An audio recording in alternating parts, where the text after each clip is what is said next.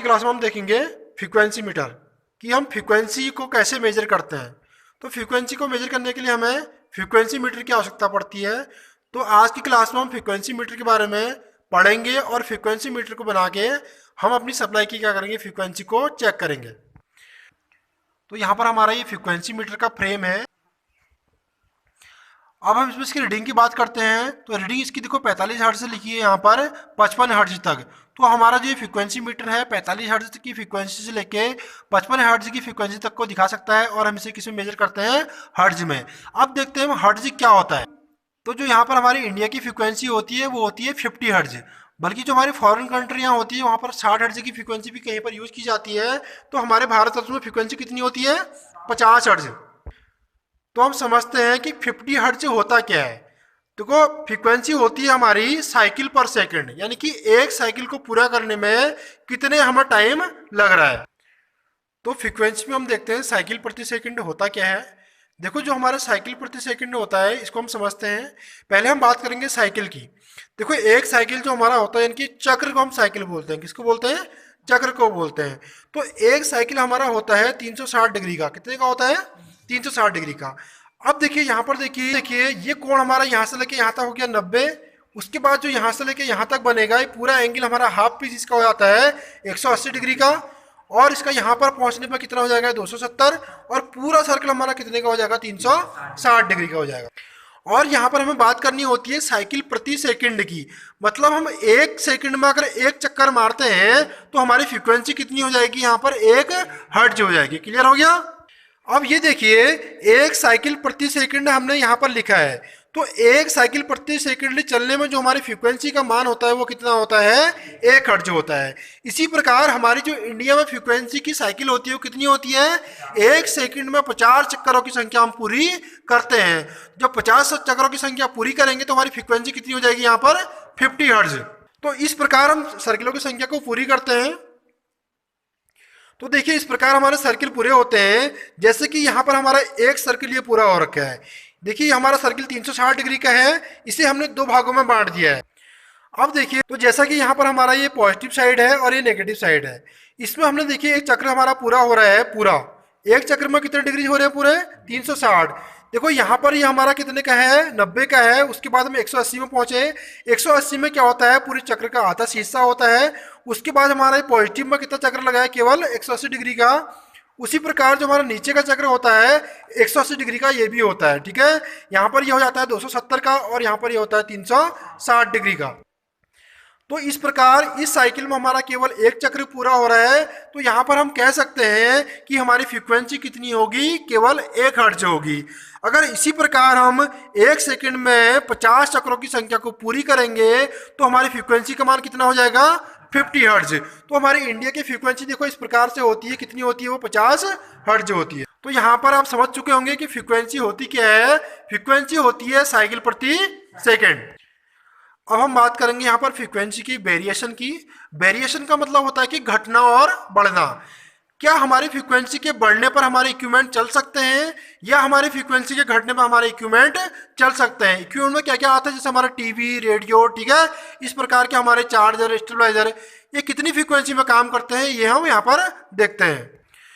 तो इस प्रकार हम कह सकते हैं कि जो हमारे इंडिया में फ्रीक्वेंसी का वेरिएशन होता है वो कितना होता है, केवल 3% का होता है। वो पॉजिटिव साइकिल में भी हो सकता है और नेगेटिव में भी हो सकता है। देखिए यहाँ पर देखते हैं इस प्रकार। देखिए जो फ्रीक्वेंसी वेरिएशन का परसेंटेज हमने यहाँ पर लिखा है वो कितना लिखा है, 3%।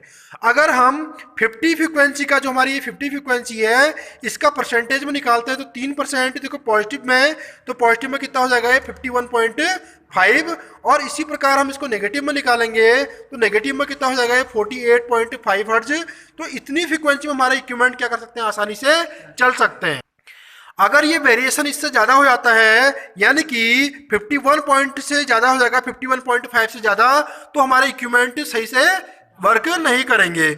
उसी प्रकार अगर हमारी फ्रीक्वेंसी कम हो जाती है 48.5 से, मान लो 45 हो जाती है, तो यहाँ पर क्या होगा, हमारे इक्विपमेंट ढंग से काम नहीं करेंगे। तो इस फ्रीक्वेंसी को मेजर करने के लिए हम फ्रीक्वेंसी मीटर बनाते हैं। मीटर बनाने के लिए हमें इस प्रकार के यहाँ पर क्या चाहिए होता है, रॉ मटेरियल चाहिए होता है। देखिए सबसे पहले बात करेंगे हम इसकी रीड की। देखो इसकी बात करते हैं अब रीड की। देखो रीड क्या होता है, रीड का मतलब होता है किसी चीज को हम पढ़ना, पढ़ने को क्या कहते हैं, रीड करना। तो रीड करने के लिए हम इस प्रकार की यहाँ पर एक स्ट्रिप बनाते हैं, ये पत्ती होती है, ठीक है। इस पत्ती को बनाने के हम किसका प्रयोग करते हैं, लोहे की पत्ती होती है, यानी कि आयरन की हमारी ये पत्ती होती है। तो एक क्वेश्चन हमारा ये बन जाता है यहाँ पर, जो हमारा रीड टाइप फ्रीक्वेंसी मीटर होता है, इसमें जो हमारी पत्तियां होती है किस चीज की बनी होती है, आयरन की यानी कि लोहे की बनी होती है। दूसरा क्वेश्चन हमारा यहाँ पर ये बनता है, देखो जो हमारी इंडिया की फ्रीक्वेंसी होती है वो कितनी होती है, 50 हर्ट्ज होती है। अब 50 हर्ट्ज का मतलब होता क्या है यहाँ पर, 50 साइकिल पर सेकेंड। एग्जाम में आपका ऐसा भी आ सकता है कि 1 हर्ट्ज फ्रीक्वेंसी में कितने साइकिल होते हैं, तो कितने साइकिल होते हैं, केवल एक ही हमारा क्या होगा वहां पर, साइकिल होगा। तो साइकिल को हम क्या बोलते हैं यहाँ पर, और साइकिल का मतलब क्या होता है, यहाँ पर हमारा चक्र होता है। चक्र का मतलब क्या है कि 1 सेकंड में पूर्ण किए गए चक्रों की संख्या। जितनी हमारे चक्र होंगे फ्रीक्वेंसी भी हमारी क्या होगी, उतनी ही होगी। क्लियर है इतना। अब हम देखेंगे कि रीड टाइप की जो हमारे ये पत्तियां होती हैं इन्हें हम कैसे बनाते हैं। इसे बनाने के लिए हमें क्या करना पड़ता है, देखिए इसमें सबसे पहले हम ध्यान देने वाली बात है, जो हमारी इस पत्ती की चौड़ाई होती है, इस चौड़ाई की बात करेंगे। और ये चौड़ाई कितनी होती है हमारी, 4 mm होती है, यानी कि 4 mm की चौड़ाई हमारी होती है किसकी, रीड की, यानी कि जो हमारी फ्रीक्वेंसी मीटर होगा रीड टाइप। अब इस फ्रीक्वेंसी मीटर का नाम ही क्या होता है, रीड टाइप फ्रीक्वेंसी मीटर होता है। और इस रीड की चौड़ाई यहाँ पर कितनी होगी हमारी, 4 mm, यानी कि 4 mm की इसकी चौड़ाई रखी जाती है। एग्जाम पॉइंट ऑफ व्यू में क्वेश्चन जब बहुत ज़्यादा पूछा जाता है कि जो हमारा रीड टाइप फ्रीक्वेंसी मीटर होता है इसकी रीड की चौड़ाई कितनी होती है, तो कितनी होती है वो, 4 mm, यानी कि 4 mm। अब हम बात करते हैं इसकी मोटाई की, कि जो हमारी रीड टाइप फ्रीक्वेंसी मीटर की रीड होती है इनकी मोटाई कितनी होती है। तो इसकी मोटाई देखो हम कितना रखते हैं, 0.5 mm। तो ये हमारी इसकी थिकनेस हो चुकी है, और ये थिकनेस कितनी रखी हमने, 0.5 mm। और ये हमारी पत्तियां हैं, देखो इस प्रकार से हमने ये पत्तियां बना दी हैं। ये हमारी आयरन की बना रखी है, और इनको हमने इस प्रकार से ऊपर से क्या कर रहा है, हल्का सा मोड़ा है। इस मोड़े भाग को हम बोलते हैं फ्लैग। क्या बोलते हैं, फ्लैग। फ्लैग का मतलब होता है झंडा, जो हमें क्या करेगा, दिखाई देगा। और माउंट करने के लिए इसे इस प्रकार से इसमें होल होते हैं, इनमें हम क्या करते हैं, नट और बोल्ट द्वारा क्या करते हैं, इनको आपस में टाइट कर देते हैं, जो हमारे क्या होता है, इलेक्ट्रोमैग्नेट होता है उसके साथ। और जब हम इन रीडों को बनाते हैं तो इन रीडों को बनाने में हमें एक बहुत सावधानी देनी पड़ती है। देखो जो हमने पत्तियां ले रखी है वो सारी क्या ले रखी है, सेम ले रखी है, मगर हमने यहाँ पर इनमें थोड़ा सोल्डरिंग कर दी है। सोल्डरिंग करने से क्या होता है, इनका क्या होता है, वेट को हम बढ़ाते रहते हैं। जो सबसे पहली पत्ती रहेगी उसका वेट हल्का रहेगा। जिस प्रकार से पत्तियों की संख्या आगे को हम बढ़ाते रहेंगे, यानी कि सीरियल नंबर बढ़ाते रहेंगे, 1 2 3 4, इनका वेट भी क्या होता है, धीरे धीरे हम बढ़ाते रहते हैं।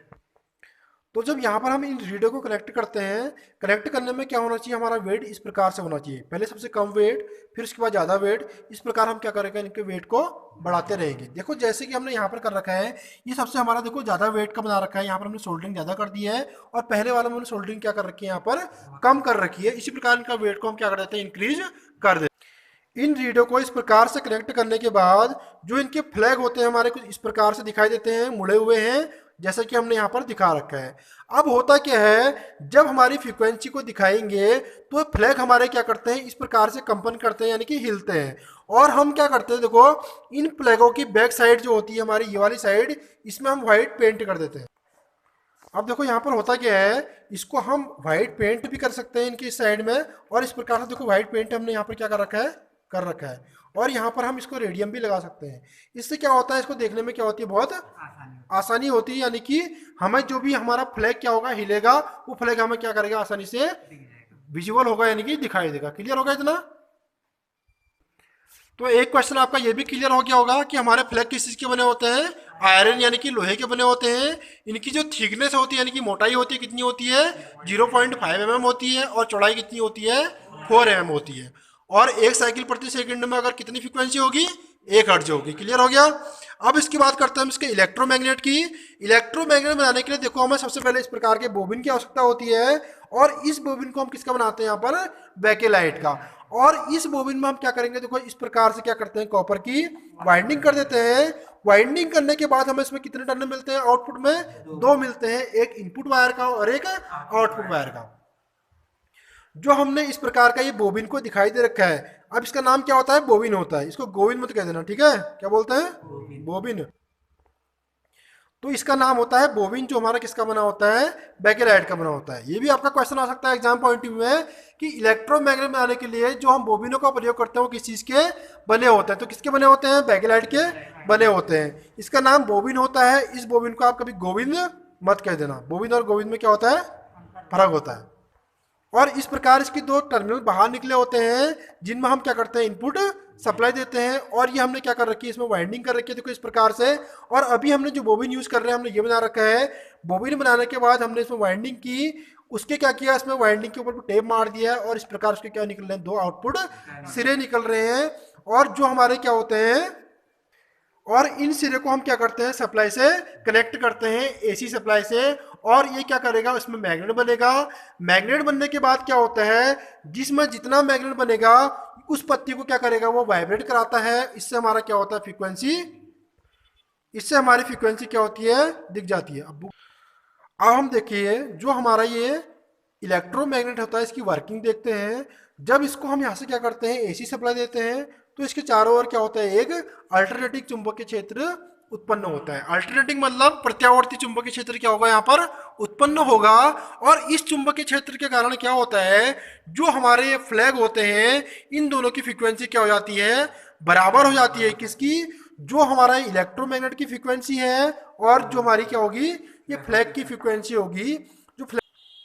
जो हमारी फ्लैग की फ्रीक्वेंसी होती है, जब ये सिंपल फ्रीक्वेंसी के रूप में दिखाया जाता है, जिस कंडीशन में वर्क नहीं करता है, उसे हम बोलते हैं प्राकृतिक फ्रीक्वेंसी, यानी कि नेचुरल फ्रीक्वेंसी।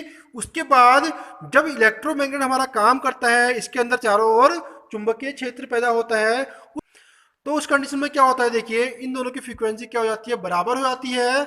और जिस रीड की फ्रीक्वेंसी मैच करेगी इलेक्ट्रोमैग्नेट से, वो रीड हमारी क्या करेगी, यहाँ पर कंपन करेगी और उसका फ्लैग हिलेगा। और हमें देखना पड़ता है कि हमारा फ्लैग नंबर कौन सा हिल रहा है। जो फ्लैग हमारा हिलेगा उसकी रीडिंग को हम कहाँ पर देखेंगे, इस मीटर में देखेंगे।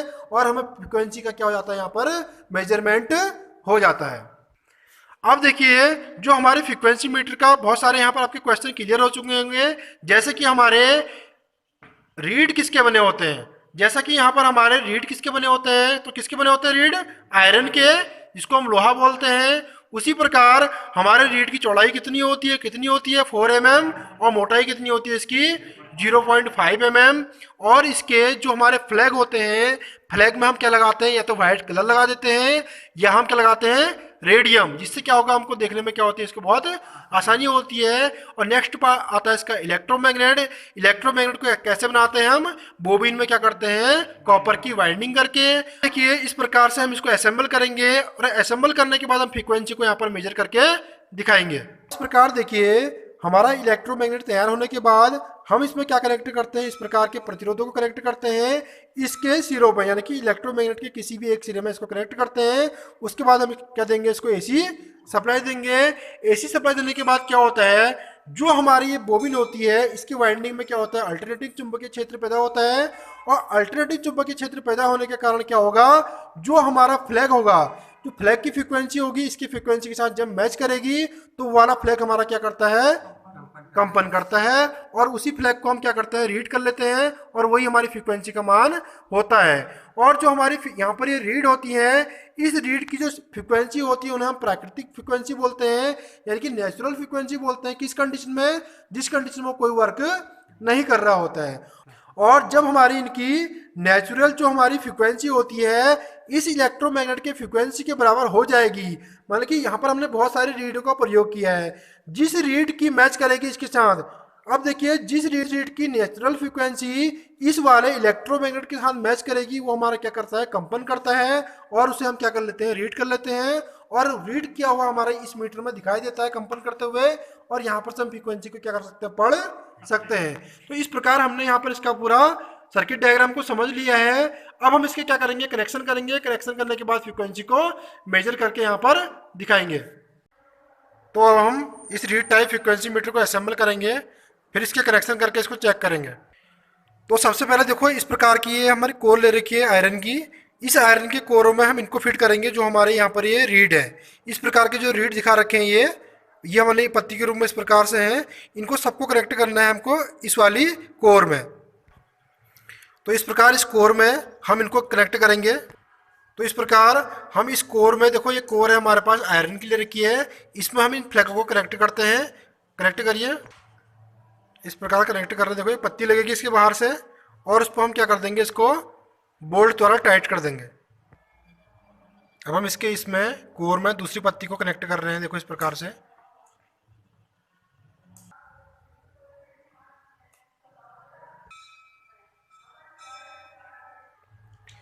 तो इस प्रकार ये सारे रीड्स को कनेक्ट कर चुके हैं। इसके बाद जो हमारा इलेक्ट्रोमैग्नेट है इसको कनेक्ट करेंगे हम। इसके बाद देखिए जो हमारा ये इलेक्ट्रोमैग्नेट है इसके बोबिन को कनेक्ट करेंगे हम कोर के साथ। तो ये हमारे कोर है और ये हमारा बोबिन है। इस बोबिन को इस वाले कोर में हमको फिट करना है। देखिए इस प्रकार इन पत्तियों को हमने यहाँ पर कनेक्ट करने के बाद ये जो हमारे ये कोर है हमने कोर को इसमें फिट कर दिया है इन दोनों नट बोल्टों की सहायता से। अब इसकी कॉइल को इसमें फिट करते हैं। ये कॉइल है, देखिए इस प्रकार से कॉइल को इसमें लगाया जाता है। बोबिन कनेक्ट करने के बाद इसके ऊपर हम इस प्रकार के एक कोर के लिए पत्ती यूज करेंगे। इसको लगाने के बाद हम इसको बोल्ट की सहायता से टाइट कर देंगे यहाँ पर। देखिए इस प्रकार जो हमारे इलेक्ट्रोमैग्नेट के दो वायर निकले हैं, तो यहाँ पर हमने इसको न्यूट्रल वायर से कनेक्ट कर दिया है एक को। अब यहाँ पर देखिए दो पॉइंट इसके बनते हैं। हमारा एक पॉइंट ये बन रहा है और एक पॉइंट ये बन रहा है। अगर हम इसको 250 वोल्ट की सप्लाई देनी होगी तो यहाँ देंगे, अगर हमें 450 वोल्ट की सप्लाई देनी होगी तो उसको यहाँ पर देंगे। अगर हम इसको 250 वोल्ट की सप्लाई देते हैं तो हमें यहाँ पर न्यूट्रल देना होता है, इस वाले पॉइंट पे फेज देना होता है, तब उसकी ये फ्रीक्वेंसी को दिखाएगा। अगर हमें 450 वोल्ट की सप्लाई देनी होगी तो यहाँ पर हम एक फेज को देंगे, दूसरे फेज को इस पॉइंट में देंगे। ठीक है, इससे क्या होता है, इसका रेजिस्टेंस बढ़ जाता है जिससे हमारी कॉइल की पूरी सेफ्टी हो जाती है। तो अब इस प्रकार कनेक्ट हो चुका है। उसके बाद देखिए जो हमारे मीटर का स्केल होता है इसके डब्बे को ऊपर से लगा देंगे। देखो जब इसको हम सप्लाई देते हैं तो इसके रीड कंपन करते हैं। जो रीड हमारी कंपन करेगी वहां पर हमारी क्या होगी, वो फ्रीक्वेंसी होगी। इस प्रकार इसके बैक कवर को हम टाइट कर देंगे इस प्रकार से। अब ये कनेक्ट करने के बाद देखिए जो हमारा इसका बैक साइड होता है यहाँ पर 3 टर्मिनल निकलते हैं। पहला टर्मिनल हमारा एक कॉमन हो जाता है जिसको हम न्यूट्रल के लिए यूज करते हैं 250 वोल्ट की सप्लाई में, और यहाँ पर हम जो 250 वोल्ट सप्लाई का फेज देंगे इस बीच वाले पॉइंट के साथ। तो दोनों को फेज और न्यूट्रल देने के बाद क्या होता है, हमारी फ्रीक्वेंसी को दिखाएगा। अगर हमें 450 वोल्ट की सप्लाई को चेक करना है, अगर हमें 450 वोल्ट सप्लाई की फ्रीक्वेंसी को चेक करना है, उसके लिए क्या करते हैं, हम एक फेज को 450 वोल्ट में कनेक्ट करेंगे और उसके दूसरे फेज को कहाँ पर करते हैं, इस कॉमन वाले पॉइंट में। और इस प्रकार जो हमें फ्रीक्वेंसी दिखाई देगी उस फ्रीक्वेंसी को हम क्या कर लेंगे, नोट कर लेंगे। और जो हमारा फ्रीक्वेंसी का मीटर का नाम है वो है रीड टाइप फ्रीक्वेंसी मीटर। देखो इस प्रकार हम अपने मीटर को एक न्यूट्रल वायर से कनेक्ट कर चुके हैं और एक फेज वायर से, क्योंकि जो हमारा फ्रीक्वेंसी मीटर होता है इसे हम समांतर क्रम में जोड़ते हैं सप्लाई के। यहाँ पर हम 250 वोल्ट की सप्लाई की फ्रीक्वेंसी को चेक करेंगे। अगर हमें 3 फेज की सप्लाई की फ्रीक्वेंसी चेक करनी होती है तो इसमें एक लाइन यहाँ देंगे, दूसरी लाइन कॉमन वाले में देंगे। ठीक है, अब इस मीटर को हम यहाँ पर से 250 वोल्ट की सप्लाई देंगे इनपुट। इसको देने के बाद इसके स्विच को ऑन करते हैं और इस प्रकार देखिए जो हमारी इस मीटर की रीडिंग है वो 50 हर्ट्ज की फ्रीक्वेंसी हमें इसमें दिखा रहा है। बिल्कुल एक्यूरेट काम कर रहे हैं, यहाँ पर आप देख सकते हैं। तो इस प्रकार होता क्या है, जिस कंडीशन में हमारी जो हमारे रीड्स जो होते हैं उसकी जो फ्रीक्वेंसी होती है वो हमारे इलेक्ट्रोमैग्नेट की फ्रीक्वेंसी के बराबर होती है, और जिस रीड की फ्रीक्वेंसी मैच करेगी इलेक्ट्रोमैग्नेट से वो क्या करेगा, इस प्रकार से कंपन करेगा और हम इसकी फ्रीक्वेंसी को क्या कर लेंगे, नोट कर लेंगे। अब देखिए क्या होता है, जो हमारे रीड की प्राकृतिक फ्रीक्वेंसी होती है उसका तो हमें कुछ आइडिया होता नहीं है वो कितनी है, और जब वो इलेक्ट्रोमैग्नेट के साथ मैच करती है तभी क्या करती है, कंपन करती है। क्योंकि कोई भी चीज़ हमारी होता है, जैसे हमारे बोलने की साउंड है, साउंड की भी क्या होती है, फ्रीक्वेंसी होती है, जिसके कारण दूसरे की साउंड हमको क्या होती है, सुनाई देती है। तो फ्रीक्वेंसी का बहुत बड़ा रोल होता है। इसी प्रकार हम फ्रीक्वेंसी को चेक कर सकते हैं सप्लाई की। ये देखिए तो यहाँ पर हमारे बहुत सारे क्वेश्चन भी क्लियर हो जाते हैं। एक बार हम क्वेश्चन को रिवीजन करते हैं। पहला क्वेश्चन देखिए हमारा इस प्रकार से है, जो हमारे रीड होते हैं किस मेटल के बनाए जाते हैं, तो ये मेटल होता है हमारा आयरन यानी कि लोहा। नेक्स्ट क्वेश्चन इसमें होता है हमारा, जो इनकी चौड़ाई होती है वो कितनी होती है, तो कितनी होती है यहाँ पर ये 4 mm। फिर यहाँ पर देखिए नेक्स्ट क्वेश्चन बनता है, जो इनकी मोटाई होती है यानी कि थिकनेस होती है वो 0.5 mm होती है। और इसमें हमने इलेक्ट्रोमैग्नेट का यूज किया है। इस वाले फ्रीक्वेंसी मीटर का जो नाम होता है वो होता है रीड टाइप फ्रीक्वेंसी मीटर। और नेक्स्ट क्वेश्चन जो बहुत इंपॉर्टेंट क्वेश्चन बनता है वो ये होता है कि हमारा फ्रीक्वेंसी का वेरिएशन कितना होता है, तो ये होता है हमारा पॉजिटिव नेगेटिव 3%। ये हमारा पॉजिटिव में भी हो सकता है और हमारा नेगेटिव में भी हो सकता है। तो इस प्रकार आज हमने यहाँ पर फ्रीक्वेंसी मीटर का प्रैक्टिकल कर दिया है। Thank you.